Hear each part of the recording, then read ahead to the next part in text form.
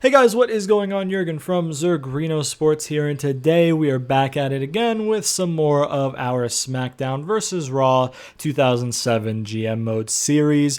Before we get into this week's episode, let's take a quick look at what we did in the last episode, which was the No Way Out edition of the series, our pay-per-view show at No Way Out. I don't like the No Way Out, the way that they have the No Way Out logo set up in this game right now, because it looks like if I go up here, you see how they're kind of grayed out, you know what I mean, compared to whatever. It kind of looks grayed out just because it's that dark, that rusty, brown kind of rusty metal looking color right there. So it kind of, blends in a little bit, and it makes it kind of look like it's unavailable, even though it is available. But regardless, we started the show off with Boogeyman getting a win over Booker T.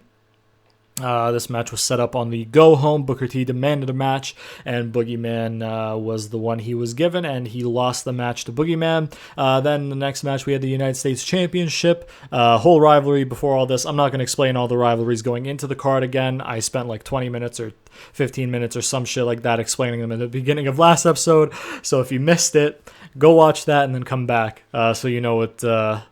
So you know what's going on. I mean, if you would have watched the episodes before it, you know what's going on. But a recap, all in one place, is on last week's episode. Okay, you got it. Okay, whatever.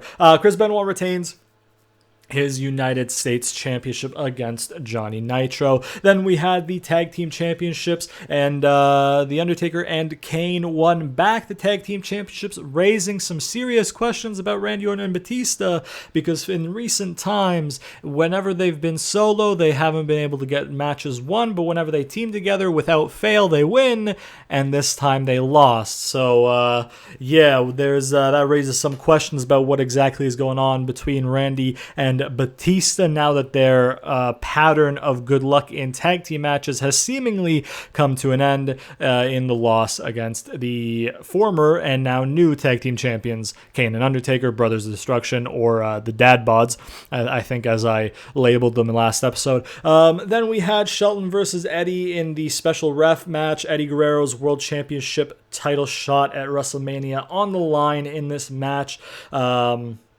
Which he loses as a result of, Kurt Angle being the special referee, after which Eddie Guerrero gets ejected from the arena at the request of Kurt Angle, because Eddie Guerrero is fucking pissed off, livid. He got cheated out of his match at Mania, essentially, and he also was not able to get retribution for his mother, who Shelton put in the hospital. So he's seething. Kurt Angle's like, yo, look how mad he is, bro. He's going to get involved and fuck up the main event. Get him out of here. And the #FaceGM reluctantly agreed, so he was escorted from the building. Then in the next match, we had the Cruiserweight Championship match. Gregory Helms requesting that Chavo Guerrero be banned from ringside tonight so he can get this done, down the middle against Rey Mysterio. A nice back and forth match with Gregory Helms picking up the victory in a narrow win. Narrow, but, convincing win. And he retains his championship, proving that he is indeed a changed man. No antics whatsoever in the win. And then in the main event of the evening, it is revealed that all along Kennedy and Umaga have been playing a trick on people, essentially, or implied, with the whole Kennedy wanting to do it on his own thing, with Umaga coming down to help. However, it doesn't go to plan. Umaga gets ejected, and as Kennedy is saying, how'd you get ejected? Why'd you mess it up? Blah, blah, blah. Kurt Angle hits him with a nice old angle slam for the 1-2-3 and retains his World Heavyweight Championship after a long, close contest up until the interference there. We got a 4-star pay-per-view. I think we won 300 or 500,000 fans, something like that. I think it was 5,000, but it could have been 3,000. Should have been more, but I mean, I don't know. I guess this match kind of sunk it a little bit, but it's necessary for something else I'm doing. Don't worry about it. So yeah, we got that all going on right there. That's how we did on the pay-per-view. Let's take a quick look at our roster real quick right here. In terms of popularity, Kurt Angle still undisputed number one with a 98. Eddie Guerrero there at a 93. Undertaker at a 93 now with the championship back around his waist. Chris Benoit at a 92. Sorry, at a 91. I can't read apparently. Gregory Helms Helms up to a 90, which I'm pretty sure he started at like 52, 53, something like that. So I'm pretty proud of myself. You know what I'm saying? If I do say so myself, I think that's a pretty big feat to get a 50-something to the 90s, but maybe that's just me. But I'm really proud that I could get Gregory Helms that popular because I'm a big fan of Gregory Helms, and I think he was underutilized, so I'd like to use him in a higher regard, hopefully, which is what I tried to do in my series. Then we have Kane up at 90 with the championship back around his waist. Umaga up to an 88. We put Umaga on Kurt's side because there's no sense in giving Umaga the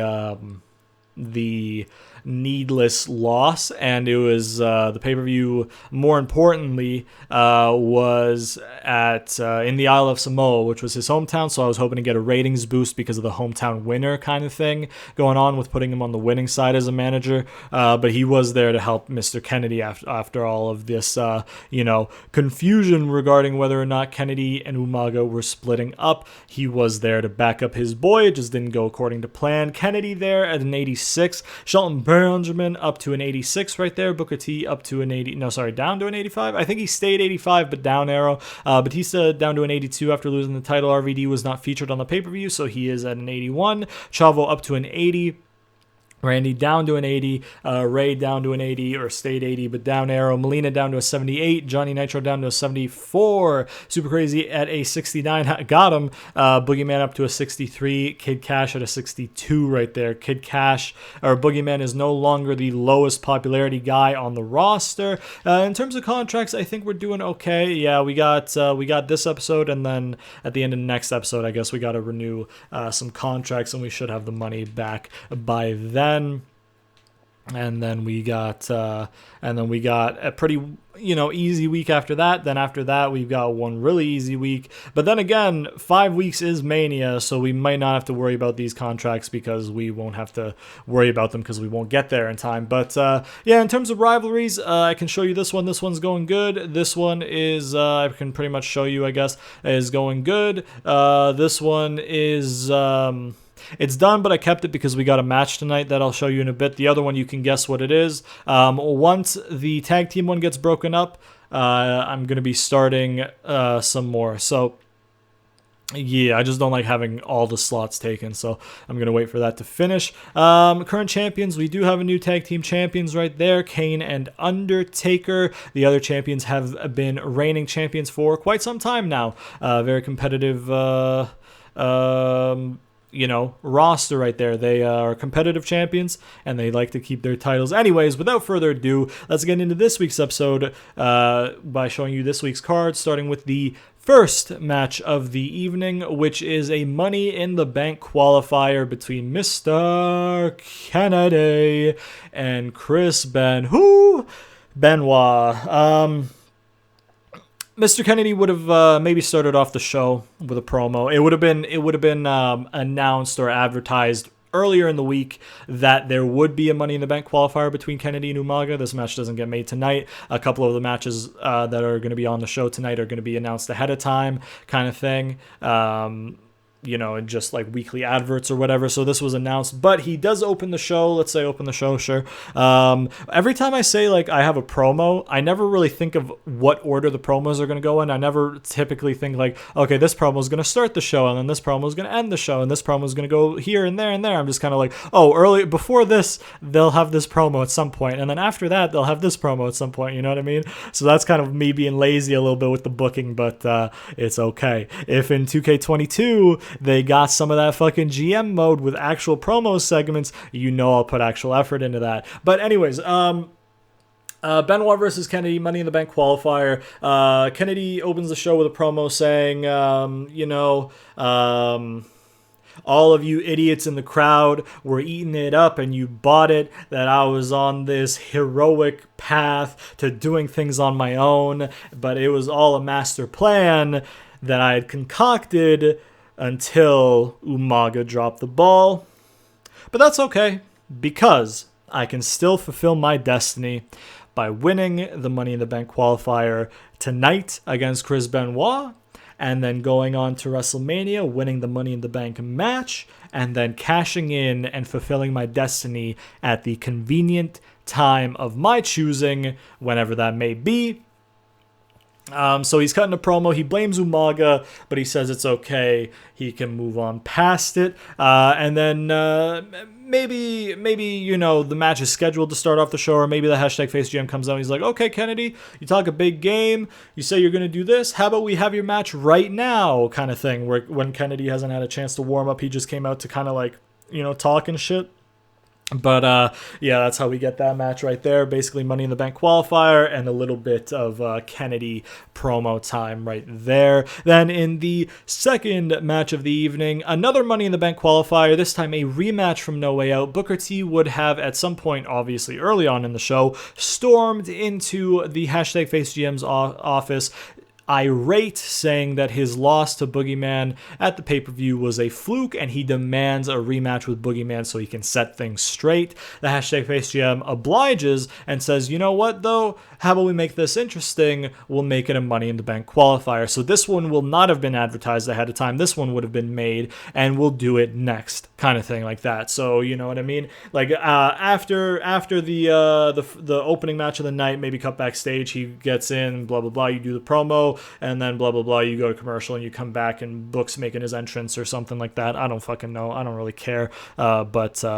Yeah, so Book versus Boogeyman again, this time for a Money in the Bank qualifier. Then in the third match, quote unquote, of the evening, it is the Eddie Guerrero and Kurt Angle segment of the night. Kurt Angle would have come out at some point, and he would have just come out bragging. He would have been like, oh man, it's so good to be Kurt Angle. I retained my championship on Sunday.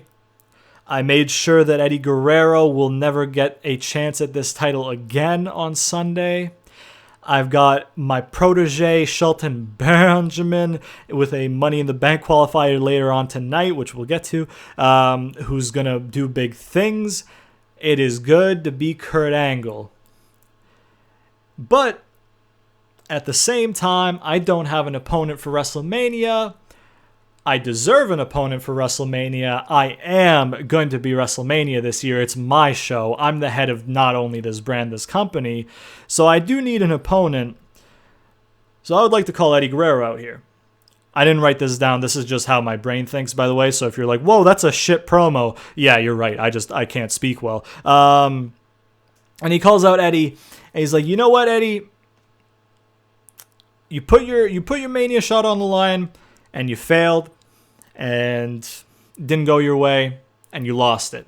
However, I would be willing, under one condition, to give you the shot back at WrestleMania.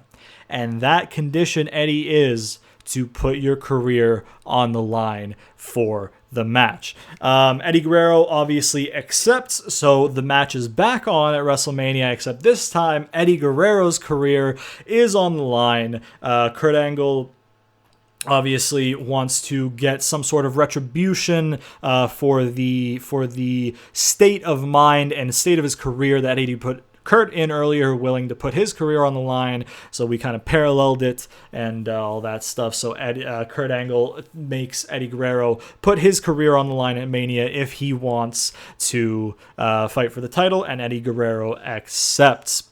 So that's the segment right there. We just put together a random match for popularity's sake. You'll see it when we get there in the gameplay. Anyways, next in the fourth match of the evening. This is a promo segment gone wrong. Gregory Helms would have come out to cut a promo segment and gotten ambushed by Chavo Guerrero, leading to a bit of a brawl. In the gameplay, we did a backstage brawl. In the kayfabe, it wouldn't have been a backstage brawl. It would have been in the ring and at ringside kind of thing. And then maybe security or personnel come down and separate them after Chavo does a little bit of damage and stuff like that. But you can't have like a open-faced brawl, and a hardcore match does worse for ratings than a backstage brawl, so we went with a backstage brawl in the gameplay for ratings purposes, pretty much, essentially, is what we did there. And then in the fifth match of the evening, we have Shelton Benjamin versus Umaga in a Money in the Bank qualifier.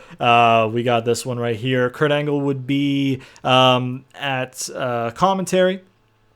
You know what I mean? Cheering on your boy, his boy, specifically Shelton Benjamin, his protege. And he would see him fight Umaga for a spot in the Money in the Bank ladder match at WrestleMania.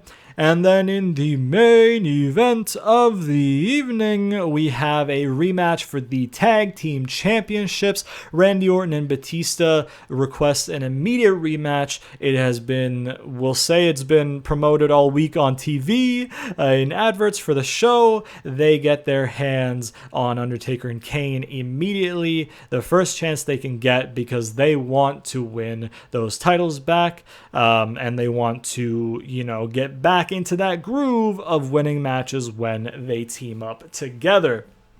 So that is our match card for tonight. Without further ado, we'll go ahead and get into it. Both promos are advertising. I should let you know. We're not doing a slander this week. We'll probably do a slander. I have like a kind of like good card set up in a bit. So like I'm probably gonna try and do it on that one just because I know I'll get some high match ratings on there, kind of thing. So yeah, we'll do a slander when we get further closer to Mania. But for now, we just do 2 advertising. We'll do the first match of the evening, obviously, to start things off, which I remind you is what is it? It's Kennedy and Benoit in the Money in the Bank qualifier. I can't even remember my own matches, man. God damn it, I'm all over the place. As always, though, we got that match rules. You know what I'm saying? Give Up's gonna be on because it's Benoit, but DQ is definitely gonna be off, and we're gonna be playing this match, as Chris Benoit, baby. As you can see, there's 2 managers there. Basically, we got Benoit. I'm not continuing the Benoit and Johnny Nitro feud. Johnny Nitro, I just want to reverse his loss popularity-wise, so I shoved him in with Benoit. Kennedy's manager is Umaga, like it would be in the kayfabe. Umaga would be ringside during this matchup. But we are going to be playing as Chris Benoit, and we're hopefully going to be securing a spot in the Money in the Bank ladder match with Chris Benoit. All right, man, let's go ahead and crack open a cold one with the boys. That meme, not only because I want to, but because my fucking throat getting dry, brother, and I goddamn need a drink. Hell yeah, brother. Please sponsor me. Peace Tea. You got that green tea flavor today, boys. Let's go. All right, man. Canada. We have more star power than we usually put in the opening match. Canada. But I did that by design because I wanted this match to happen earlier in the night because, as you know, we're going to be winning with Benoit because we picked Benoit. Basically,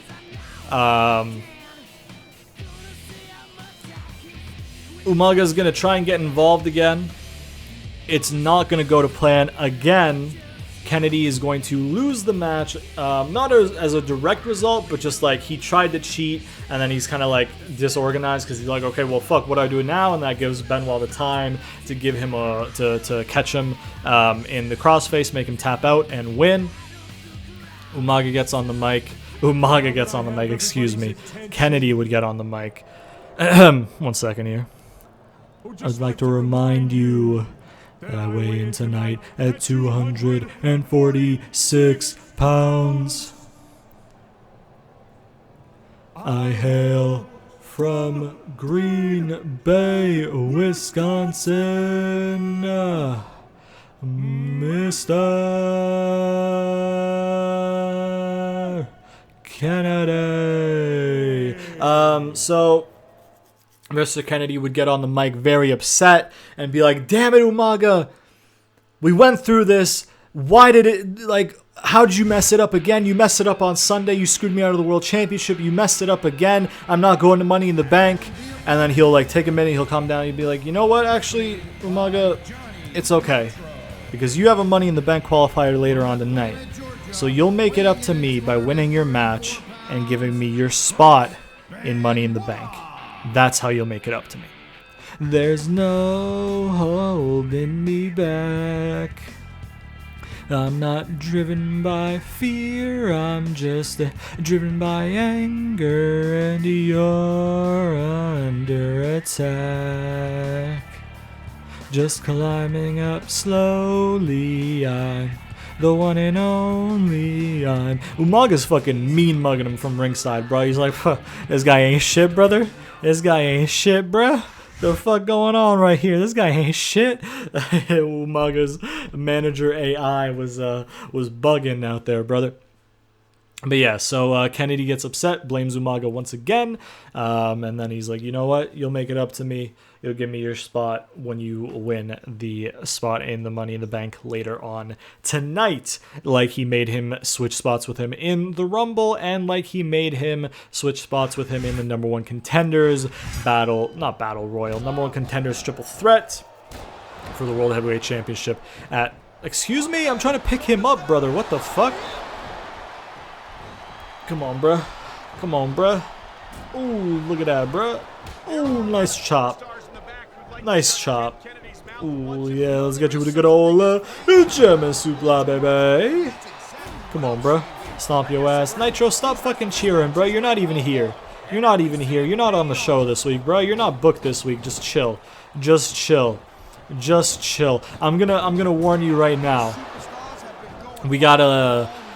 Ooh, one of those. We got a little bit of the we got the whole roster booked technically tonight because I shoved people in for popularity everywhere.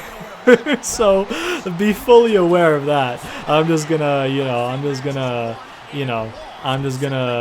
tell you now because we're gonna need the whole roster pretty much at one point or another in the Mania build. So I don't want them to, spend time off of the show and then lose popularity for not being on the show, and then I put them on and they're lower popularity than I'm gonna hold this because there's no DQ, you son of a bitch, you son of a bitch. I like that animation. He puts his foot on the rope to be like, ha, nope, not letting go of this motherfucker. You know what I mean? But yeah, so some of the people on the card who aren't featured, I don't want them to go down in popularity as a result of inactivity, because that does happen. That was my whole conundrum with Kane, if you remember, because I wrote Kane off, and I was like, well, fuck, his popularity is going down. I need him for something when he gets back, so I need his popularity high, like, like, what the fuck am I gonna do? So I just fucking shoved him in a bunch of random places and just called it a day. Come on, bruh. Come on, bruh. Come on, bruh. Come on, bruh. You're at the ropes, but guess what? I'm pulling you away somehow. You're going to tap, bitch. Yes, you is. Let's go. So that's a nice W for Chris Ben, who going into Mania, meaning he is now in the Money in the Bank ladder match at WrestleMania. You might be wondering, yo, isn't he the U.S. champion? Yes, he is. We'll wait to see what we do with him, bro. There you go. That's all I'll say, I guess. It's nothing groundbreaking. It's just, I thought it was a good idea. You'll see eventually. I don't know. I said it earlier. I have everything to Mania completely booked, so I'm just kind of like excited to record it all, because like, even though you guys won't see it when I record it all, like if I record 3 episodes in one day, for example, like you're not seeing those until 3 weeks till you see the third one. So like you guys may not be seeing everything, but it's nice for me to have spoken it. That way I'm like, okay, I've communicated it. It hasn't been heard yet, but when it's gonna be heard, it's been communicated, it's out there. I don't know. It's just an ease off my mind to kind of have, communicated the whole thing and finish it, just because I'm excited. I was happy with it. I don't know. Whatever. On to the next match. Booker T, Boogeyman. As you can see by the placement of the manager, we are going to be winning with Boogeyman again. We got that give up off. We got that DQ off. We're going to be playing this match, and we're going to be playing this match as the Boogeyman, as we said. Unfortunately, we're not going to be able to see the Worms winning animation because of Kid Cash, but also I don't want Kid Cash to lose popularity as a result of inactivity, like I was explaining in the last match, so it is what it is. But we are getting this rematch with Booker T, and we are getting a double or a second victory with Boogeyman if the game allows it. And we'll go ahead and drink some of this peace tea. Please sponsor me while we wait for this to load. Hell yeah, brother. Hell yeah, brother. Alright, man. Alright, man. Let's do it, bro. Sucker.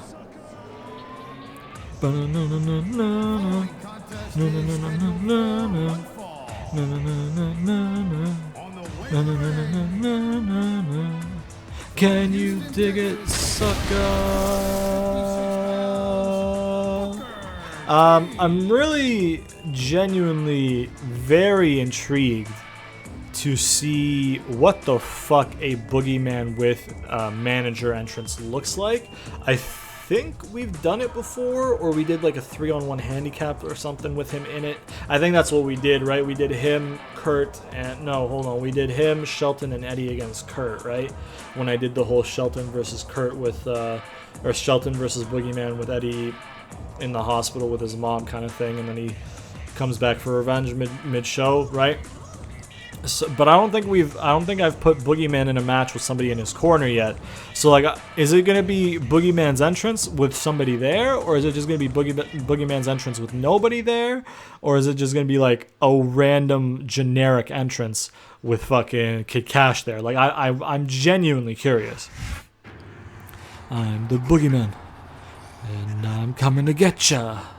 Okay, it looks like it's not gonna be generic. Maybe Kid Cash is just gonna be waiting at the bottom the whole time.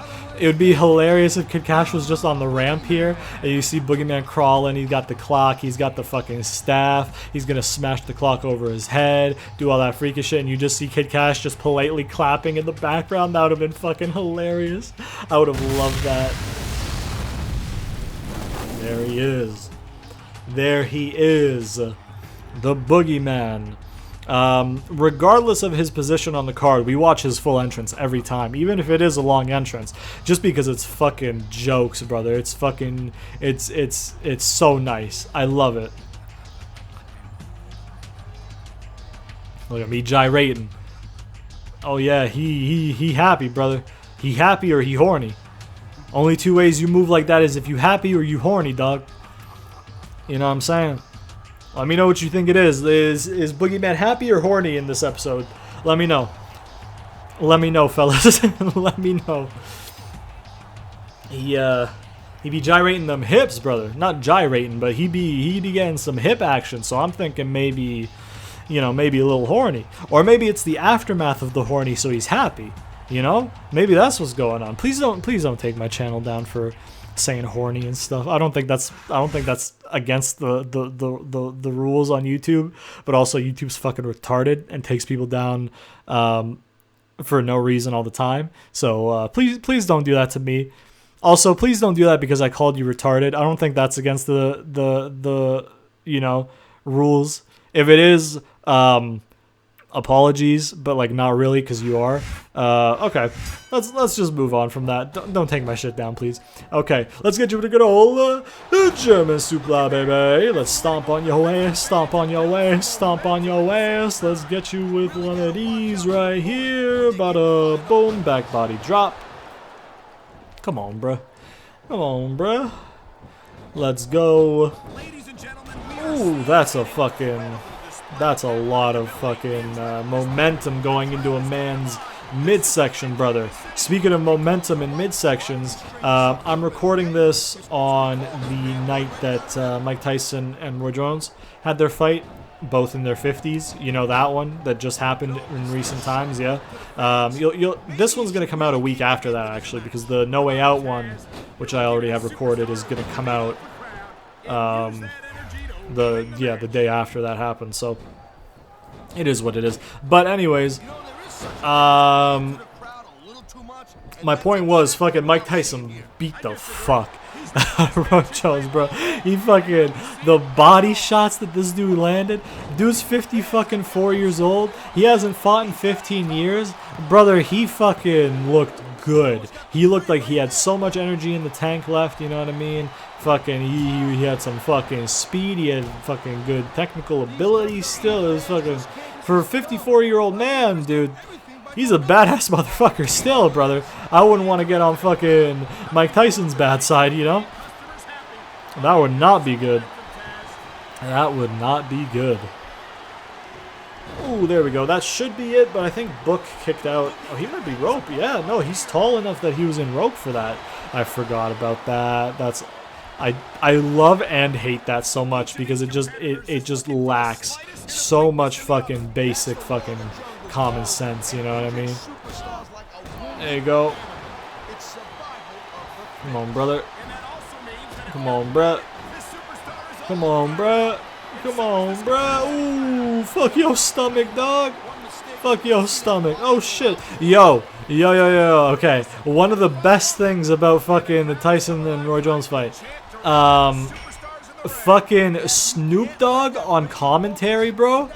I want him on commentary for every fucking combat sport event for the rest of his life, because the man just is fucking incredible, brother. He talk about how they look like two uncles at a barbecue beating the shit out of each other and shit. He's just dropping fucking swear words every 2 seconds, left, right, and center. You know what I mean? Like, shit's fucking fantastic, man. Get Snoop on every UFC event, Bellator event, every boxing event, everything, bro. Get Snoop in the WWE. I don't give a fuck. Booker T obviously don't give a fuck about putting Boogeyman over right now because he ain't doing it. Ooh, look at that, bro. Look at that, bro. Ooh, that's not what I wanted. You know what I wanted. Boogeyman. You know what I want. Boogeyman. Oh, it's because he was the other way. Hold on. Alright, Boogeyman. Alright, Boogeyman. Excuse me, Boogeyman. What the fuck is your problem, Boogeyman? I'm trying to do that weird diving fucking headbutt thing that you do that doesn't fucking logistically work in the confines of this fucking game.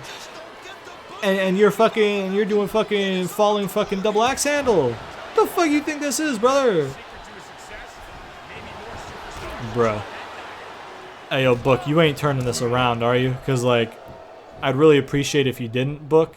Book, you know, I know you're overpowered and shit, Book, but I've hit you with, like, 5 fucking finishers, and you've gotten rope break each time, or, Book, I'm gonna just ask you to chill out, Book, because you know, Boogeyman's supposed to win this, you know, so I'm just gonna ask you to chill out, Book. Thank you. I swear to fuck, if he gets rope again, it looks like he's gonna be clean in the fucking middle this time. Yeah, there it is. Unless he's fucking Elastigirl in secret, and he can just, you know, the fuck. Bookman, what the fuck is your problem, brother? Why don't you like putting fucking Boogeyman over, you son of a bitch? You son of a bitch. Oh, there you go. What, you don't like that fucking... How the fuck did Nick Patrick get hit by anything? Bro, Book. It's enough, man. It's enough. I've done like 6 of them. You're gonna be in rope. He's gonna be in fucking rope because of his long ass goddamn fucking legs, brother. Oh, you piece of shit. Why are you so tall? Why are you so tall, you fucking bitch? You fucking bitch, brother. You fucking bitch, dude. Come on, bro. Come on, bro. There you go. Alright. Alright, no. Nah. Turn your ass around. Turn your ass around. I'm not having my back to the fucking ropes unless I'm in the goddamn middle of the ring. Because anywhere close to the fucking ropes and my back's to them, your legs are fucking getting rope break. Alright, is that what, 7? Can we fucking get the pin, please, Bug? Or are you gonna kick out? There it is. Kicked out at 3 as well. God damn, Book really don't want to be putting over Boogeyman, huh? I guess not. Boogeyman is now in the Money in the Bank ladder match at WrestleMania. We have filled 2 out of 6 slots tonight, and we're going to be filling a 3rd later on. But the next match, I don't remember what it is. Oh no, next match is the segment between Eddie and Kurt. So you'll see the random fucking match I put together. You could probably guess what it is. You know what I mean? But yeah, you could probably guess a little bit what it is. So yeah, no Worms winning animation, so we're gonna skip this because this is jabroni garbage. All right, I want that worms, brother. I want that fucking worms, dude. I want that fucking worms, brother. Come on. All right. Anyways, on to the next quote-unquote match, aka segment. We got Kurt Angle, we got Super Crazy, we got Eddie Guerrero against Melina. So we're gonna try and make this short and sweet. We're gonna get that DQ off. We're gonna try and play as Super Crazy mainly, just so we don't play as Eddie or Kurt, because neither of them are actually wrestling tonight.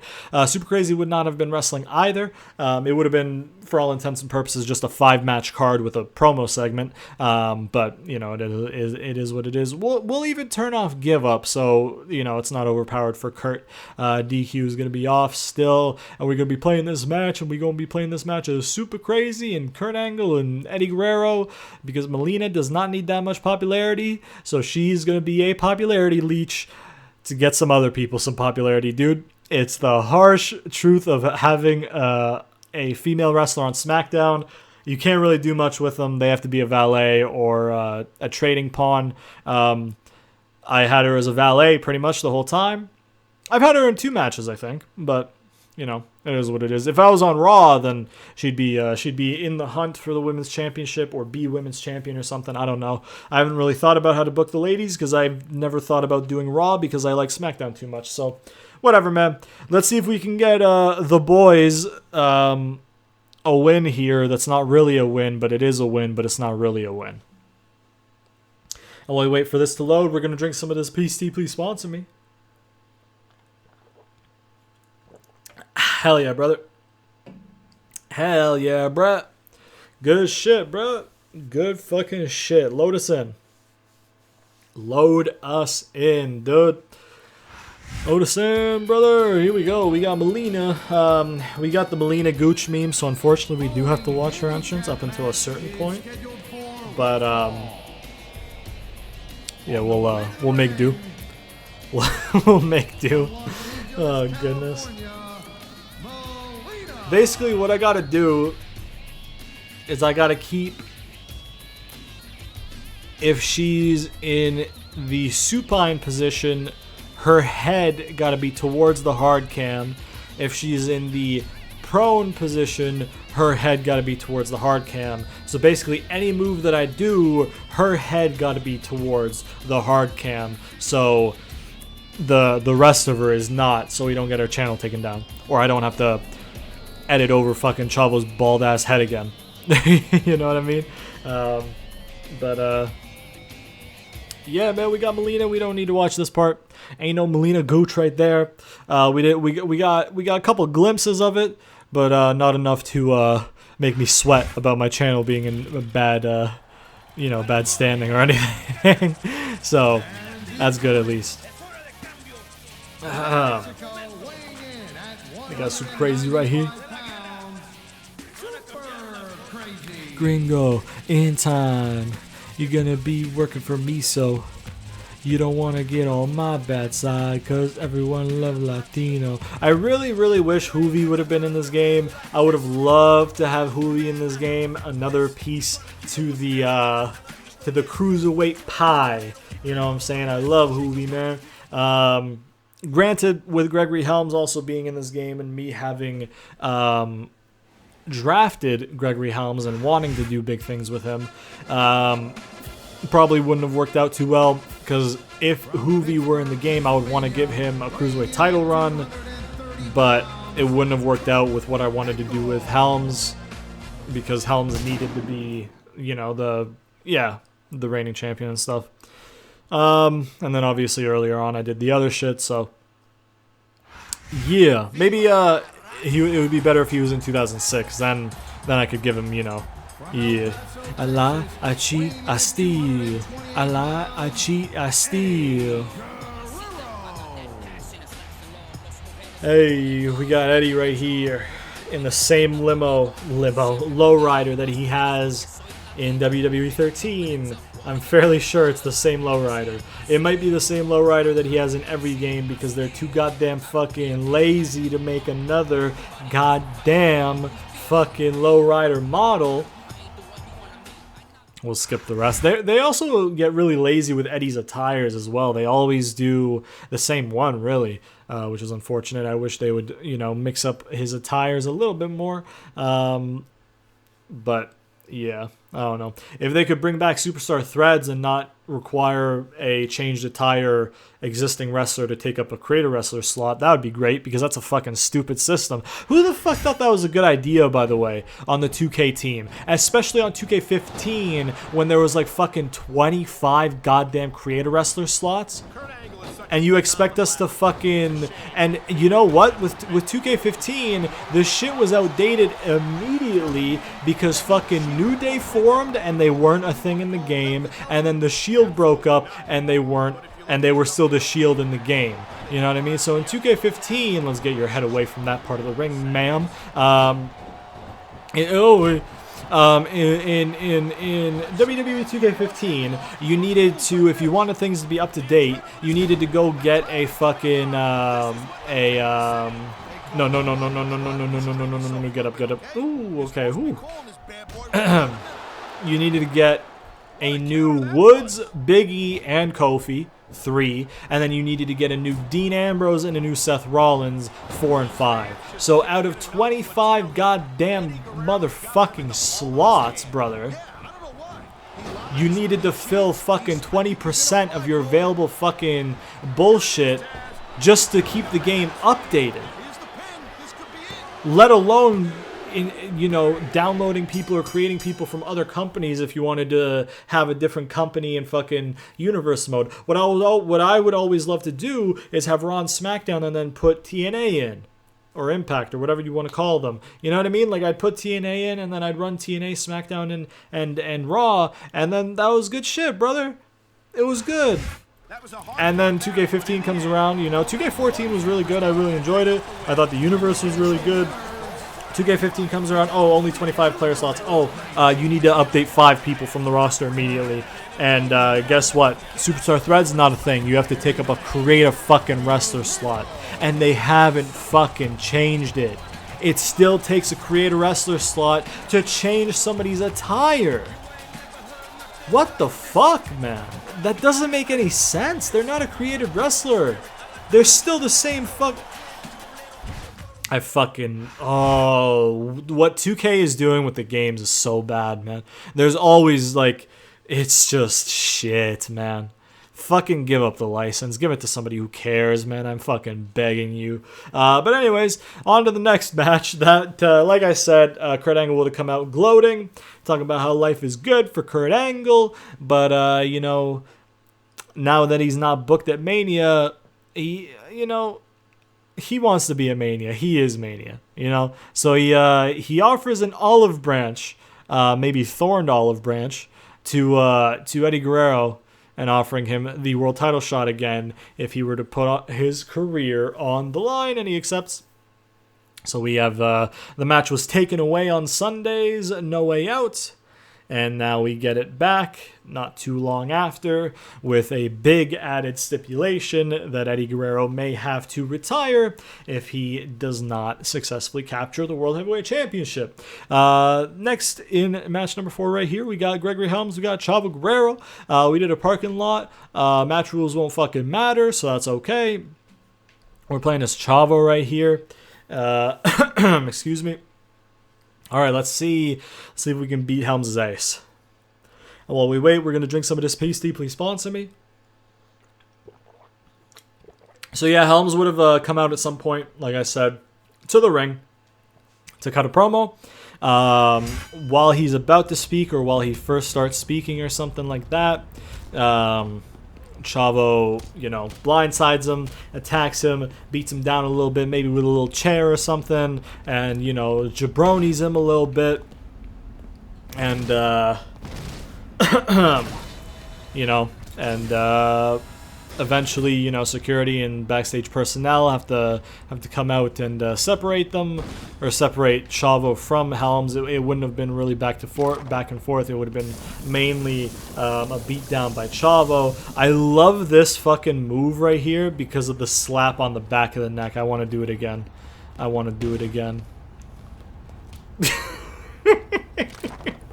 The slap is just so exaggerated and just so nonsensical and just so angry. It's fucking incredible, bro. It's so good. Oh, it kind of looked like I missed and then hit him with or sorry, it kind of looks like I missed him and hit the glass with my fist, that animation. Or am I just blind? Was that just me, or is that how that looked? Why are you trying to submit me in a fucking parking lot brawl, brother? Yo, if we in the ring, like, good shit, that looked like it hurt, but like, you know, that ain't getting you fucking nowhere back here, bruh. Leave me alone. Yo, there's some headlights right here. You know what I'm excited for in 2006, though? The fucking, doing the limo crash, car crash thing in the backstage, because I'm pretty sure that was only in 2006, baby. Don't end the match, don't end the match, don't end the match, don't end the match, don't end the match, don't end the match, don't end the match, don't end the match. I was worried because I'm like, oh, he's orange. And this is a move on the car. It might end the match. Don't end it. It's a little premature to end the match. Then again, the beatdown wouldn't have been that long, so I guess that's a true representation. Technically, I guess. So technically, we had a 4-match card, actually, really, if you think about it, because this was just a promo segment as well. It is what it is. We could have let Umaga, or sorry, Kennedy and Benoit have like 20 minutes at the start of the show, pay-per-view quality match kind of thing. Let it get going, you know. Book and Boogeyman could have had like 10 minutes or something. You know what I mean? Umaga and Shelton can have time, and then the main event can have tons of time. We got Umaga, Kennedy, we got Shelton and Ray. We're going to go ahead and do that give up and DQ off. And we're going to be playing this match. And we're going to be playing this match as, you could probably guess, as Shelton Benjamin. You could probably guess by Ray being in his corner. Ray is not involved at all. He's just also not on the show this week. But might as well give him some popularity. Who gives a fuck? I need everybody popular. It's Mania season, baby. We got to beat Raw. And more importantly, we got to beat Umaga with Shelton Benjamin. Let's see if we can do it. Let's go ahead and drink some of this PC. Please sponsor me while we wait for this to load. All right. So for the finish of this match, I don't really care about the specifics, but the gist of it is Kennedy tries to get involved and help Umaga cheat to win. It backfires. He costs Umaga the win. And kind of, you know, blames him for it and shit like that, even though it would have been his fault. Additionally, Eddie Guerrero, upon completion of the match, would have raced to the ring to try and beat down Shelton Benjamin, but Shelton Benjamin would have just gotten away. I think that's what I did.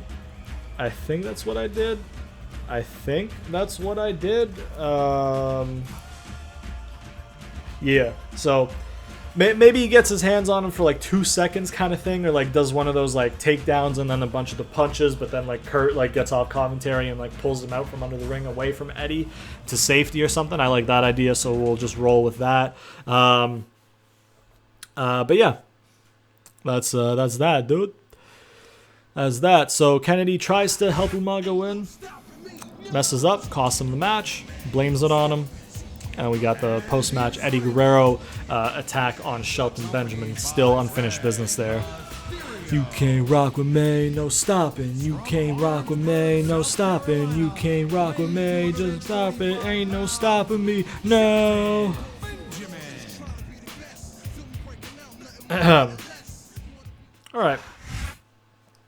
All right. God damn, look at that hairline, Chavito, brother. Ooh, Chavo's hairline was struggling, bruh. Fucking struggling big time. You know? Hairlines be a bitch, man. Hairlines be a bitch. Mine's fucking receding already. 23 goddamn years of age, my hairline's fucking piecing out like an absentee father, brother. Hey, yo, I'm gonna go grab some milk, alright? never comes back. That's my hairline. My hairline went to go grab some fucking brain cells and it was like, oh shit, there is none. I'm not going back empty-handed. So, alright, man. Let's, okay. You know what, Umaga? Like, I understand and all that shit, but how about nah? Yeah, like, how about we do some of that instead, right, Umaga? Ooh, Kennedy's upset over there. But yeah, Kennedy tries to get involved to help Umaga win him a spot, I guess, in the Money in the Bank match. However, it backfires. It ends up costing Umaga the match. He does, you know... Ooh, there you go. He blames it on Umaga even though it was his fault. They go to the back, kind of like, Umaga's like, what the fuck were you doing kind of thing. Kennedy's like, what the fuck, you ruined it for me again, blah blah blah, and like storms off kind of thing, and Umaga chases after him. Shelton's left celebrating, and then, you know, Eddie Guerrero races out to, ooh, I pressed Y by mistake because that is the finisher button in some of the other games. The fuck are you doing that for, brother? I said pick him up. I said pick him up, bruh. I said pick his ass up, brother. What you fucking doing that shit for? There you go, there you go, there you go, there you go, there you go. Boom. Awesome. Let me stomp on you. Let's pick your ass up. Let's shoot you off with the ropes right here, baby. Samoan drop to the someone. Ooh, okay. Yeah, I'm chilling though. I'm chilling though. Can you chill? Can you chill? Cause like I'm chill. Yeah. Yeah, that's cool, right? We chilling. We chilling. We chilling. We chilling. We chilling. You might be chilling permanently after what I did just did your neck, bitch. Got him. Let's get you with one of these. Dope. Let's pick your ass up and let's get you a good old T-bone. He's gonna kick out of that. He's orange. He's orange and yellow. Excuse me! Yo, yo, yo, yo, yo, yo, yo, yo. Gimmick infringement real hard right now. But what in the fucking diddly doo dah fucking fairyland bullshit was that? At orange body and yellow head health, Umaga gets beaten that easily. I do 7 goddamn finishers to Book on red with Boogeyman and Book kicks out? What? The fuck is going on, man? God damn, the game does not hold fucking Umaga in high regard at all. Holy fuck. Holy fuck. He was orange, man. I mean, he went red, like, that's understandable, but, like, he was orange, man. He was orange, dude. Anyways, on to the main event of the evening. We have the rematch for the Tag Team Championships. As you can see by the placement of the manager, we're going to have a title retention tonight, ladies and gentlemen. I'm sorry for my voice. Basically, I record GM modes on Saturdays before they come out on the Sunday. I also have my cheat day on Saturdays. I also made a big mistake and ordered too much food for my cheat day today. So I'm fucking struggling, bro. I'm struggling. I got the fucking food coma kind of going on while I'm recording this. So, yeah, apologies. Anyways, let's go on to the tag team title match right here. DQ off, of course. Give up off, of course. We're gonna be playing this match, and we're gonna be playing this match as well. I was gonna try and do the fancy fucking controller go everywhere, controller go burr thing, but you already know because of RVD's placement as a manager. We going on the champions, the newly crowned champions side for a retention. We'll just play as Undertaker and Kane, and obviously we tag in and out, might as well. Undertaker, Kane, RVD there, who's not actually there, Randy Orton, Batista. Their tag team run looks like it's coming to an end, man. 2 tag team matches in a row where they can't get it done. Uh-oh, the magic ran out. The magic ran out. While we wait for this to load, let's drink some of this peace tea. Please sponsor me. I love how they didn't want to put anybody on Boogeyman's loading screen, so they're like, oh yeah, I got 2 pictures of Boogeyman on one loading screen, bro. Fuck everybody else. Ain't nobody want to be on that loading screen with Boogeyman. Dude's terrifying. You know what I mean? Ooh, we got Randall. We got young Randall. We got young Randall.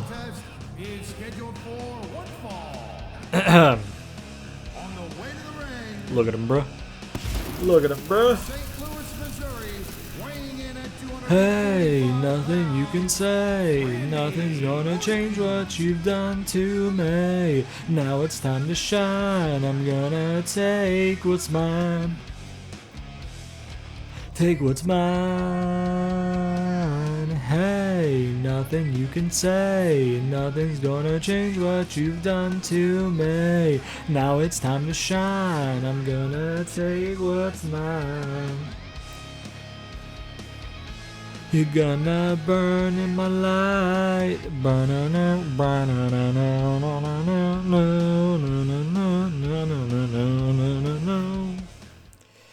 Hey man, you never know. This might be one of the last times we hear that theme, man. I'm honestly still undecided on whether I want Randy on my roster in 2006. I'm not gonna bullshit you.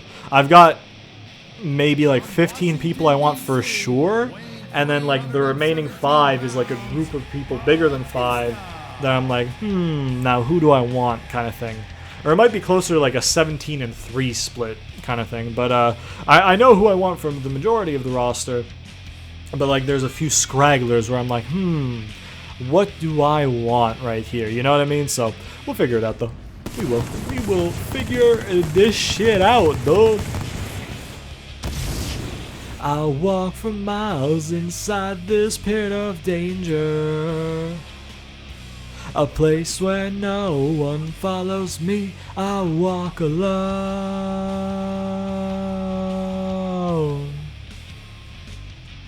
There we go. Always gotta get that. And, you know, that was a Triple H one, by the way, for everybody who thought I had a stroke.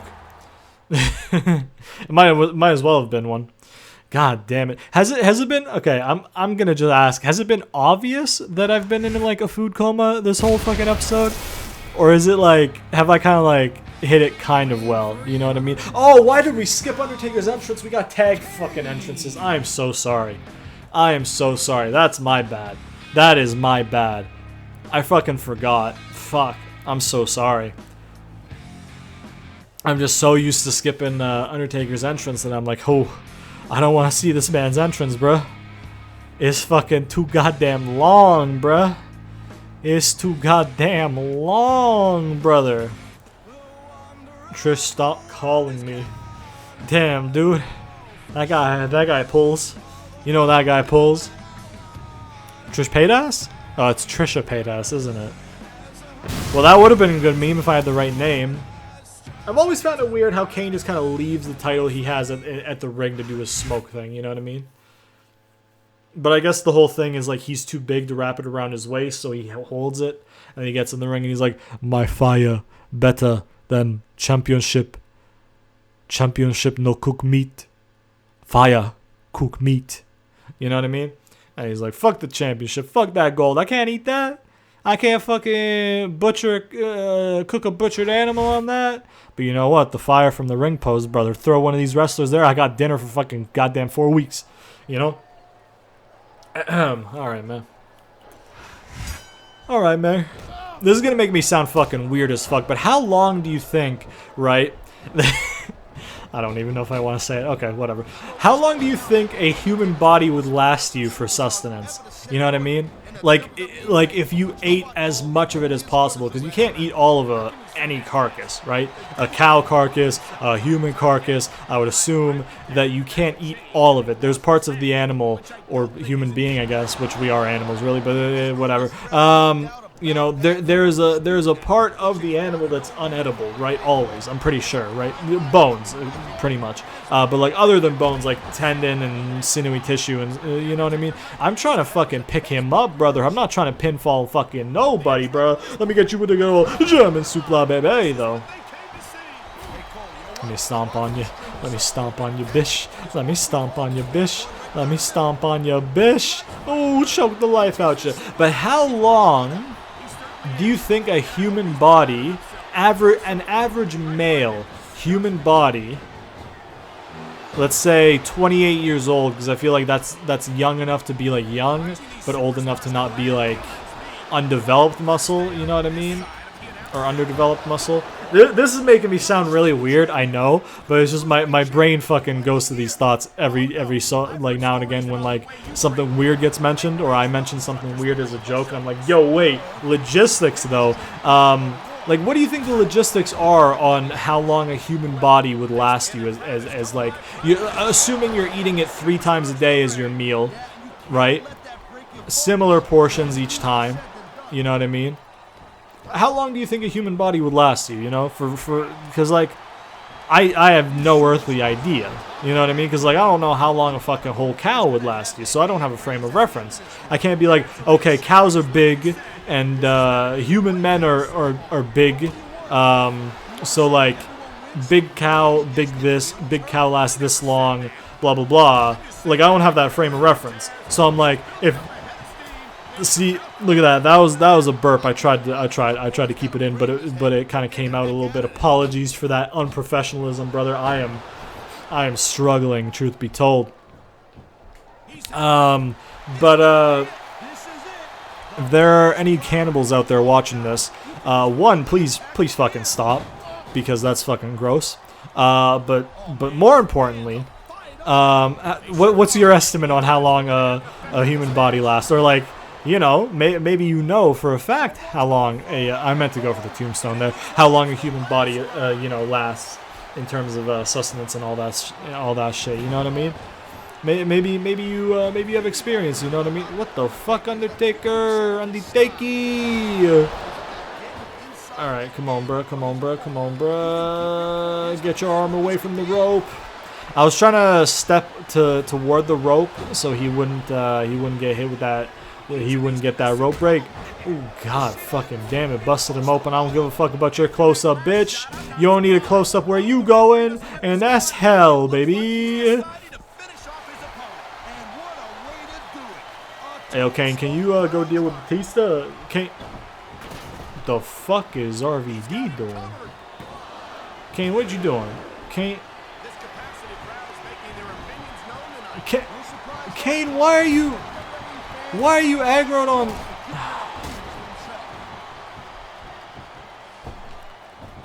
Come on, Batista. Come on, Big Dave. Come on, Big. Okay, now I'm aggroed on Randy again. Apparently, cool. There you go, sir. There you go, sir. There you go with one of these. There you go with one of these. There you go with one of these. There you go with one of stompity stomp. Big old stomp. Let me get you with, ooh, you know what I mean? There you go.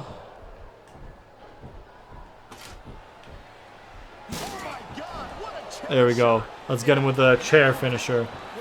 I know it's not no DQ, like, officially, but, like, fucking might as well, because RVD, you know, threw that in there. And we've never seen that one before. We usually just see the chair DDT, you know? Come on, Batista, you can't get in here fast enough. Yo, big meaty body. God damn it, Kane. Can you fucking do something? God damn it, Kane, can you fucking do something? God damn it, Kane, can you fucking do something? You fucking little bitch, bruh. You, whoa, yo, Randy. Why you reversing me, dude? You got a headache? You got a nice little headache there, Randall? You got a nice little headache there, Randall? Got a nice little headache there, Randall? Oh, there you go. There we go. Kane. Like, yeah, but like, why? You know what I mean? So yeah, more of that match. How long do you think a human body would last you as dinner, lunch, and breakfast? No idea. Why my brain does that. I made a fucking offhand, off the top of the head comment about Kane being prehistoric and barbaric in terms of liking the fire more than the championship. And then my brain's like, hey, yo, logistics though? But what about the logistics though? Hey, yo, you thought about those logistics though? What about them logistics though? So Yeah. Young Randall might be below 80 popularity here, which isn't too great, but it is what it is, man. It is what it is, man. It is what it is. Look at those tag titles, boy. Look at those tag titles.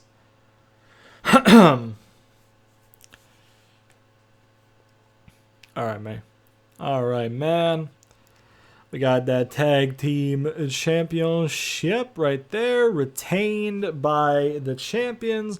I swear to fuck if we lost fans. If we lost fucking fans. Raw. What? Nah. No.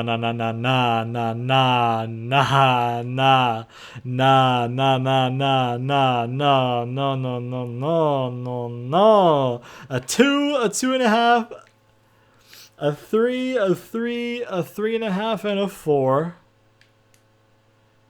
You're fucking bullshitting me. You're fucking pulling my asshole hairs. Are you goddamn kidding me? A fucking 3.5, a 3.5, a 3.5, a 3.5, a 4, and a 2.5. If you put a half a star here to the fucking 2.5, you got a 3 and 5 3.5s. I got a 3.5 show.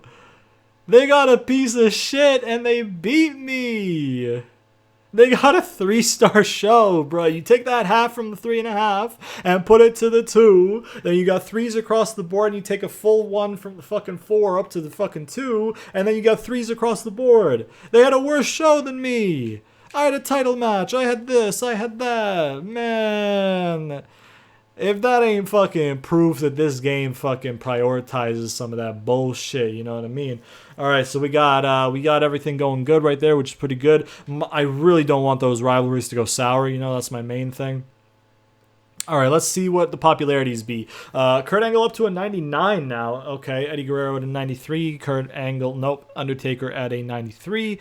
Benoit at a 91. Kane at a 91. Helms stayed 90 despite losing. Cool. Umaga stayed 88 despite going down. Shelton went up to 86 or stayed 86 and up. Book stayed 85 down. Kennedy actually went down to 85 from 86. Batista stayed 82. Chavo went up to an 82 from an 80, I think, or a 79 or something like that.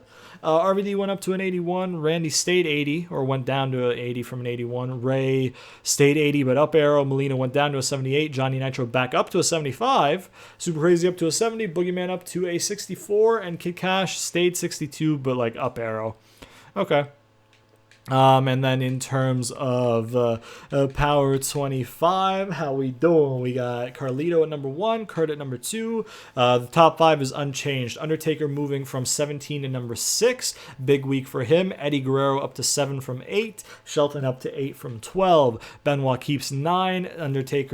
Kane up to 10 from 16. Shawn Michaels down to 11 from 6. Finley down to 12 from 11. John Cena down to 13 from 7. Even though that fucking music tag is overlaying. Edge down to 14 from 10. Gregory Helms down to 15 from 14. Umaga down to 16 from 13. Lita down to 17 from 15. Chavo up to 18 from 25. RVD up to 19 from 23. Rick stays at 20. Book down to 21 from 18. Ray up to 22 from not being on. Kennedy down to 23 from 21. Batista down to 24 from 22. And Randy down to 25 from 19. Rey Mysterio is the only one to get booted up. So who got booted down? Looks like Lashley got booted off. Let's take a look at our SmackDown specific one. We got Kurt Angle, we got Undertaker, we got Eddie Guerrero, we got Shelton Benjamin, we got Chris Benoit, we got Kane, we got Gregory Helms, Umaga, Chavo, Rob Van Dam, Booker T, Rey Mysterio, Kennedy, Batista, and Randall Keith. Randall Keith. Okay. Alrighty. So does that say something about us? Because all 15 of my guys, right, that they have here are on the Power 25. And since it's the Power 25, and I got 15 of them, then Raw only has 10 of their guys, right? On the Power 25, and then Lashley and the rest of them are off. So theoretically, I'm doing better overall than Raw with building my roster, yeah? Does that make sense to everybody?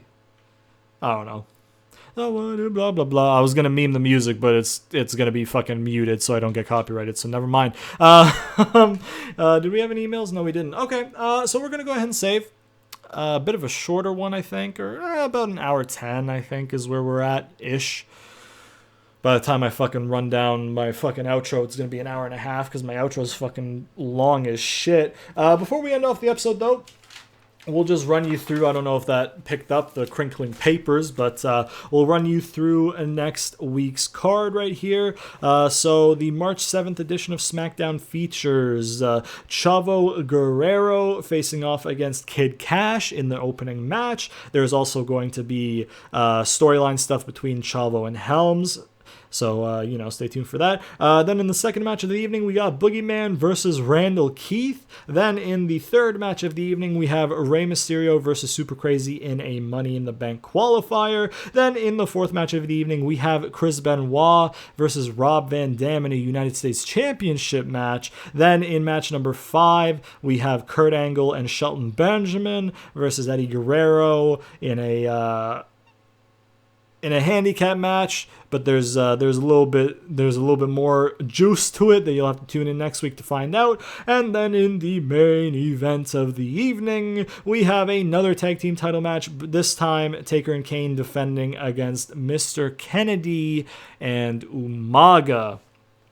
And I'll explain to you how that match gets scheduled at the beginning of next week's episode. So be sure to tune in next week. Next week we're probably also not doing the fucking, what am I trying to say? The slander. I got a show. Not the go home, but the one before the go home, I think, is the one that we're going to do the slander on, because I got some juicy shit on that card a little bit, but it is what it is. Anyways, that's the end of this week's episode. Hope you guys enjoyed it. If this is the first video that you're watching from the series, you can check out a link to the playlist at the end cards at the end of the video, as well as a link to my WWE 13 Attitude Era mode. That might be finished by now. It might be the 2K14 My Career. Not My Career, what? A 2K14 30 Years of WrestleMania, that probably will have started by the time that this episode comes out, so that's probably what's going to be at the end cards. I'm also doing a Battlegrounds, 2K Battlegrounds campaign mode, and a UFC 4 career mode if you want to go check those out. Follow me on Twitter, link in the description. Please sponsor me, Peace Tea, of course. Be sure to turn on notifications so you never miss an episode, because YouTube likes to zuck your boy and not put my videos in your sub boxes. So by pressing that nice old bell icon, you'll get a push notification anytime I do upload, and you'll never have to miss it. And yeah, if you guys enjoyed the video, please leave a like, subscribe, share it to all your friends, comment down below, all that good shit, and I'll see you guys next time.